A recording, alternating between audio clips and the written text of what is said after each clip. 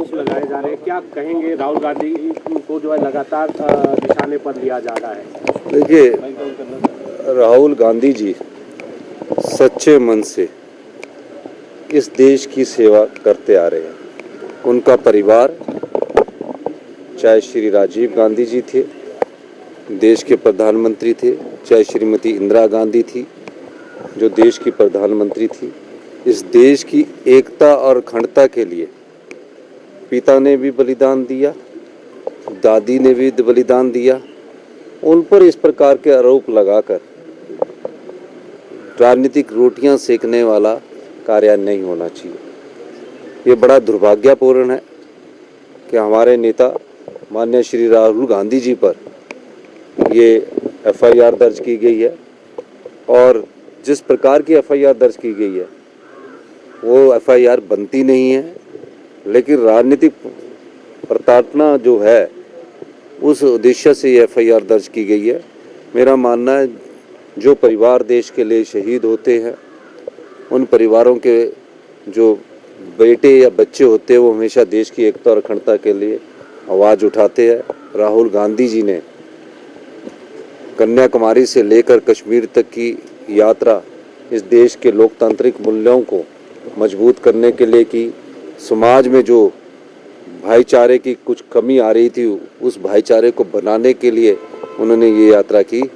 यही मैं कहना चाहता हूँ। सर, क्या लगता है कि गृह मंत्री की जो स्टेटमेंट थी उससे जो है ध्यान भटकाने के लिए राहुल गांधी को टारगेट किया जा रहा है? निश्चित रूप से राजनीतिक में ध्यान बंटवाना जो है एक राजनीति का प्रमुख है, उससे ध्यान भटकाने के लिए ये कार्रवाई की जा रही है। धन्यवाद। सदन में कहा था कि करप्शन पर जीरो टॉलरेंस। देखिए, करप्शन, ये जो मुद्दे थे, वैसे जितने भी मुद्दे हैं, अब जनक राज जी के पेपर से एक पत्र जो है वो अपलोड होता है, और भारतीय जनता पार्टी ने कच्चा चिट्ठे में जो मुख्यमंत्री कार्यालय पर आरोप लगाए, कहाँ से अपलोड हुआ? वो भरमौर से हुआ। एफआईआर दर्ज हुई, वो व्यक्ति 3 दिन के लिए अरेस्ट रहा, उस व्यक्ति ने स्टेटमेंट दी।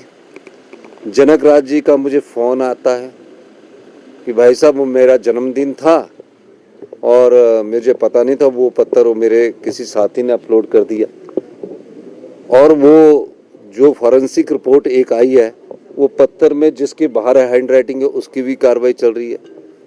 तो मैंने बोला आपने गलत किया है। बालूगंज थाने में एफआईआर हुई।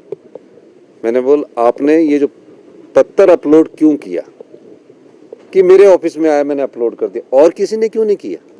तो वो भी बड़ी लास्ट स्टेज पर पहुंच चुकी है, और ऐसा किसी विधायक को करना नहीं चाहिए। पर नए विधायक बने, नए विधायक सोचा कि मैं सनसनी फैलाता हूं, और इस प्रकार के पत्र पिछली सरकार में रविंदर रवि जी के समय भी रिलीज हुए, लेकिन इन पत्रों की व्यवहारिकता कुछ नहीं होती। लेकिन कभी भी किसी सरकार को बदनाम करने की जो भी कोशिश करती है, उसका अंत तो होना चाहिए ना। तो मैंने बोला कि यार आप सत्य लाओ। उसमें जिस अधिकारी के खिलाफ पत्र हुआ उसने एफआईआर दर्ज करवाई, हमने इन्वेस्टिगेशन की, और इन्वेस्टिगेशन के बाद ये पता लगा कि ये जो सरकार की जो छवि है, जो ईमानदार छवि बनी थी, उसको किस तरह दागदार किया जाए, इस दृष्टिकोण से इस पत्र को अपलोड किया गया। और जो मनोज शर्मा लड़का था, फिर उसकी बाद में बेल हुई। यही मैं कहना चाहता हूँ। सर, आपने कहा कि जयराम ठाकुर के खिलाफ कच्चा चिट्ठा है। नहीं, ये जो कच्चा चिट्ठा आया है, ये जो इनका जो कच्चा चिट्ठा है, ये मैं इसलिए कहना चाहता हूँ आपको कि इस कच्चे चिट्ठे को आप पढ़ेंगे। कल मेरा जवाब आपने सुना, और हाउस ऑफ द लीडर जब फ्लोर पर हाउस देता है तो फैक्ट्स के साथ देता है। ऐसी ऐसी बातें लाएंगे, सनसनी फैलाएंगे, जैसे ना गेट पर पहुंचते कि ये बहुत बड़ा घोटाला हुआ। घोटाले के कागज कुछ नहीं देते, कोई एफिडेविट सबमिट नहीं करते, साइन करके दे देते हैं। शराब में 600 करोड़ रुपया 1 साल में हम कमाते हैं, 4 साल में 600 करोड़ बीजेपी कमाती है। 1 साल में 600 करोड़ का बनाने वाला घोटाला हुआ कि 4 साल में करवाने वाला घोटाला हुआ? फिर सुनते नहीं है।